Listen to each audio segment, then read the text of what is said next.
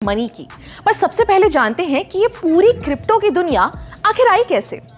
सबसे पहले था बार्टर सिस्टम, जैसे गेहूं के बदले जूते, आम के बदले सेब या नमक के बदले चाय। मगर क्योंकि ये सिस्टम में बहुत सी दिक्कत थी, जैसे कोई आम के बदले सेब ना ले तो फिर मुद्राओं का इस्तेमाल शुरू हुआ। सोने के, चांदी के, तांबे के और भी तरीके के सिक्के इस्तेमाल होने लगे। पार्टीशन से पहले भारत में दमड़ी, टका, पाई, आना, दमन्नी, चवन्नी, अठन्नी और रुपए के सिक्के चलते थे। मगर सिक्कों के भारी वजन की वजह से उनको लेकर इधर उधर जाना बहुत मुश्किल होता था, इसलिए पेपर करेंसी यानी नोट आना शुरू हुए। अब नोटों का इतिहास तो हम जानते ही हैं। 10,000 के बड़े बड़े नोट से शुरू होकर जो वॉलेट में भी ना आए, नोट छोटे से छोटे होते गए और अब तो ज्यादातर लोग बिना पेपर करेंसी के ही चलते हैं। आज से 5-6 साल पहले किसी ने सोचा भी नहीं होगा कि सिर्फ एक QR कोड को स्कैन करके किसी को पैसे भेजे जा सकते हैं। मगर आज पेटीएम, गूगल पे, फोन पे हर दुकान नुक्कड़ पर मिल जाएगा।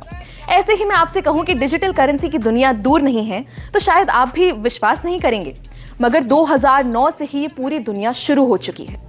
शुरुआत में लोगों को इसके बारे में उतना पता नहीं था, मगर पिछले कुछ सालों में ये बहुत पॉपुलर हो गया है और आगे ये सिर्फ बढ़ेगा ही। मगर ये डिजिटल करेंसी या क्रिप्टो करेंसी होती क्या है? डिजिटल करेंसी एक वर्चुअल करेंसी है, यानी जिसे आप इन नोटों की तरह अपनी जेब में नहीं रख सकते। ये हमारे ऑनलाइन वॉलेट में रखी जाती है, यानी बिना किसी झंझट के आप इसे कहीं से भी एक्सेस कर सकते हैं। अच्छा, इसी का दूसरा नाम कह सकते हैं क्रिप्टो करेंसी। Crypto currency. अब करेंसी का मतलब तो हम समझते हैं पैसा, मगर ये क्रिप्टो किस भला का नाम है?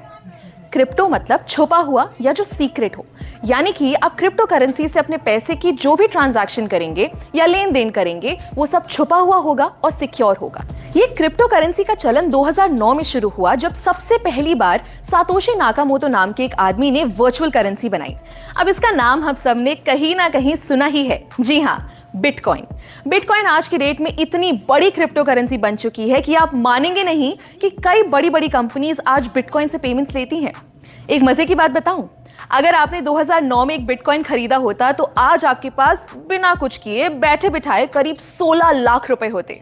मगर आज इथेरियम, डॉजकॉइन, टेथर जैसी 19,000 क्रिप्टो करेंसीज बन चुकी हैं। इन करेंसीज को हम खरीद सकते हैं, बेच सकते हैं और चाहे तो इनमें इन्वेस्ट भी कर सकते हैं। अब ये तो हम समझ गए कि क्रिप्टो करेंसी एक तरीके के ऐसे पैसे हैं जिन्हें हम छू नहीं सकते, मगर अगर हम इनसे खरीदेंगे या बेचेंगे तो इसे कोई कंट्रोल कर रहा होगा क्या? जी नहीं। यही खास बात है क्रिप्टो करेंसी की। इसे कोई थर्ड पार्टी जैसे कोई बैंक या कोई सरकार कंट्रोल नहीं करती, यानी कि ये डिसेंट्रलाइज्ड होता है। पूरे ट्रेडिशनल बैंकिंग सिस्टम को तोड़ते हुए क्रिप्टो की ट्रांजैक्शन सीधे एक वॉलेट से दूसरे वॉलेट में होती है। क्रिप्टो करेंसी को पहले उतनी मान्यता नहीं मिली थी। भारत जैसे कई देशों में इसका इस्तेमाल बैन था, मगर धीरे धीरे बहुत से देशों में ये लीगल हो चुका है। मार्च 2020 में भी इंडिया ने क्रिप्टो करेंसी से बैन हटा दिया। यहां तक कि हमारी फाइनेंस मिनिस्टर निर्मला सीतारमण ने 2022 के बजट में डिजिटल रुपी लॉन्च करने की बात की है। जी हां, भारत की पहली डिजिटल करेंसी। RBI द्वारा लॉन्च की गई ये करेंसी रुपये के बराबर होगी और इसे फिजिकल करेंसी से एक्सचेंज किया जा सकेगा। है ना कमाल की बात? दोस्तों, क्रिप्टो की ये दुनिया जितनी बड़ी है उतनी ही इंटरेस्टिंग भी है, तो इनके बारे में हम जितना जानें उतना कम रहेगा। अगली वीडियो में हम आपको बताएंगे क्रिप्टो से